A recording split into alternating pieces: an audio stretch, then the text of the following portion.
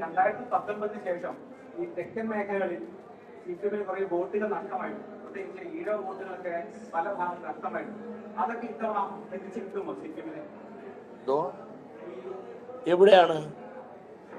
ആലപ്പുഴ, കൊല്ലം അടക്കമുള്ള ജില്ലകളിൽ 2019 ശേഷം പല മണ്ഡലങ്ങളിലും കുറെ വോട്ടുകൾ സിപിഎമ്മിന് നഷ്ടമായിട്ടുണ്ട്. സിപിഎമ്മിന് പലയിടത്തും നഷ്ടമായിട്ടുണ്ട്. പിന്നെ ആലപ്പുഴയും നഷ്ടമാകും, പലയിടത്തും നഷ്ടമാകും.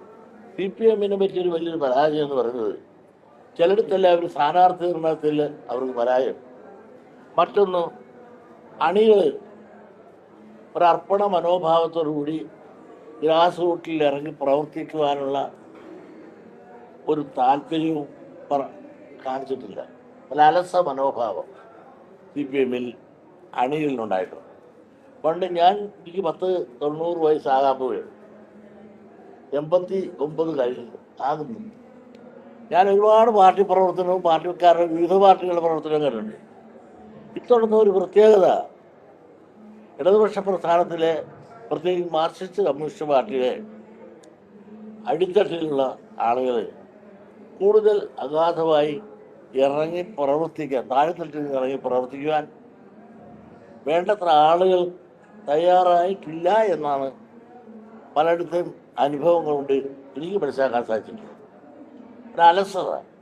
10 കൊല്ലത്തെ ഭരണം വന്നപ്പോൾ ഇനിയും കിട്ടിക്കൊള്ളും എന്നുള്ള ഒരു ഭാവത്തിൽ അണികൾ പലതും ഒരു അലസ ഭാവം കാണിച്ചില്ലേ എന്ന് ചോദിച്ചാൽ നാളത്തെ റിസൾട്ട് കാണുമ്പോൾ കാണാം.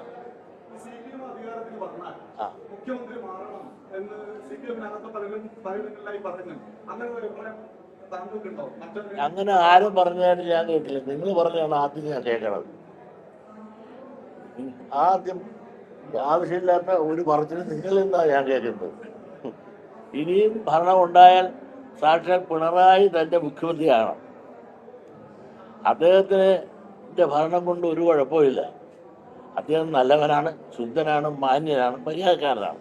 പക്ഷേ അദ്ദേഹത്തിൻ്റെ അണികളിലുള്ളവർ, പ്രത്യേകിച്ച് അദ്ദേഹത്തിൻ്റെ ഓഫീസ് പോരാ. മുഖ്യമന്ത്രിയുടെ ഓഫീസ് കുറേ കൂടെ കാര്യക്ഷമവും ജനകീയമായ മുഖത്തോടുകൂടി പ്രവർത്തിക്കേണ്ടതായിരുന്നു.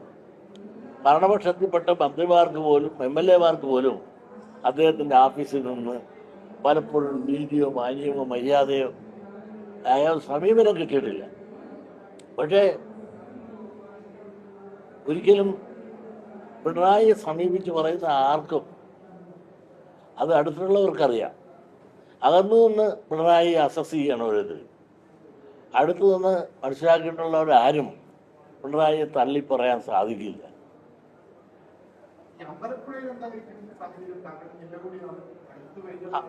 അമ്പലപ്പുഴയിൽ ശക്തമായൊരു മത്സരമാണ്.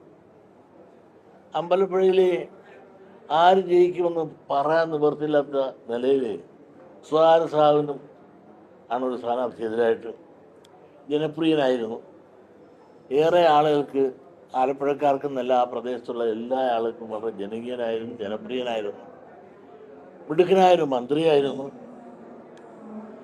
അദ്ദേഹം എന്തോ ഇന്ന് മാറി UDF സ്ഥാനാർത്ഥി സ്വതന്ത്രനായിട്ടൊന്ന് മത്സരിക്കുന്നു. അദ്ദേഹത്തിന് ശിഷ്യനായിരുന്ന ആളാണ് എതിരായിരിക്കുന്നത്. അവിടുത്തെ മത്സരത്തിൻ്റെ റിസൾട്ട്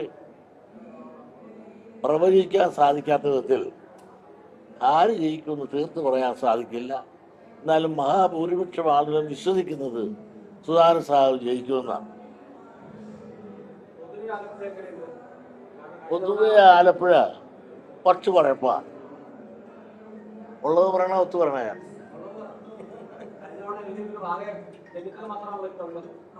അല്ല, ആലപ്പുഴ പൊതുവെ അരൂര് ടൈറ്റ് ഫൈറ്റാണ്. ഞാൻ ആർക്കും ഒത്തു പറയുന്ന, ഉള്ളത് പറയുമ്പോൾ നിങ്ങൾക്ക് സത്യസന്ധമായി അരൂര് നല്ല ടൈറ്റാണ്. അത് കഴിഞ്ഞാൽ അടുത്ത ചേർത്തല, അവിടെ വലിയ ടൈറ്റൊന്നുമില്ല. അവിടെ ഇടതുപക്ഷത്തിൻ്റെ സ്ഥാനാർത്ഥി തന്നെ ഈസിയായി ജയിക്കും. പിന്നെ ഞങ്ങളുടെ മണ്ഡലം താമരാക്ഷൻ, താമരാക്ഷല്ല, ഞങ്ങളുടെ മണ്ഡലത്തിൽ തന്നെ അവിടെ നല്ല ടൈറ്റ് ഫൈറ്റാണ്.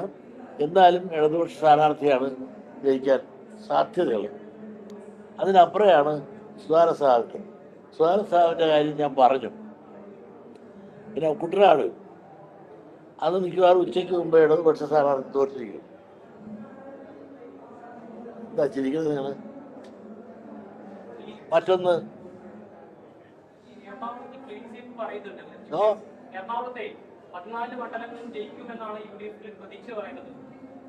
എനിക്കറിയില്ല. നമുക്ക് ഒരാഗ്രഹമല്ലേ ഇപ്പം.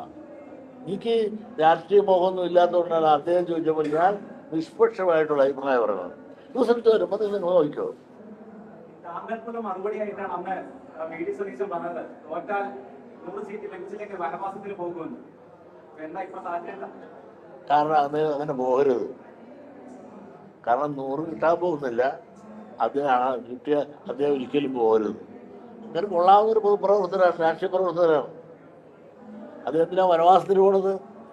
ആവേശം കയറിയ അനാവശ്യമായ അഭിപ്രായം പറഞ്ഞിട്ട് അങ്ങനെ ഒരു ക്രൂരകൃത്യം അദ്ദേഹം ചെയ്യരുതേ എന്നുള്ള അപേക്ഷയാണ് എനിക്കുള്ളത്.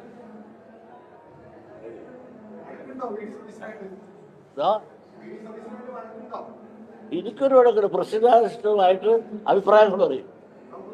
പ്രശ്നാധിഷ്ഠിതമായ അഭിപ്രായം. ഞാൻ അദ്ദേഹത്തെ തീർക്കുന്ന കാര്യമില്ല.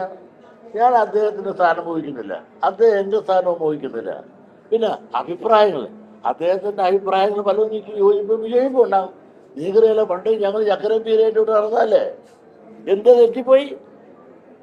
എന്നെ അവഗണിക്കുമ്പോൾ ഞാൻ മൈൻഡ് ചെയ്യല. അനുഗ്രഹിക്കാത്ത ദേവി എന്തിനാ കുമ്പിടണം? ആർക്ക്? ഞാനിപ്പോൾ പിന്തുണ കൊടുക്കുന്ന കാര്യമില്ല. ഇലക്ഷൻ കഴിഞ്ഞില്ലേ?